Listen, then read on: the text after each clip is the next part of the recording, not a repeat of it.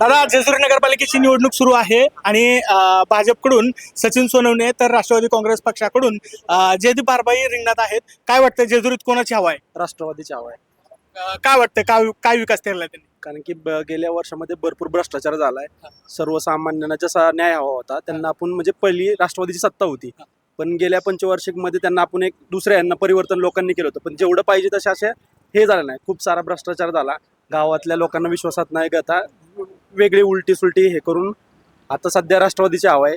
कारण की लोकांना त्यांच्याकडून भरपूर अपेक्षा आहे. आजीदादा पालकमंत्री असल्यामुळे जेजुरी शहराला भरपूर विकास निधी मिळेल असे आम्हाला आश्वासन वाटतं. काल रवींद्र चव्हाणांनी देखील आम्ही विकास करू असं म्हटलंय आणि राष्ट्रवादीकडून अजितदादांनी सुद्धा स्मार्ट सिटी बनवण्याचं वचन दिलंय. तर कोणतीच तुम्हाला खरं वाटतंय?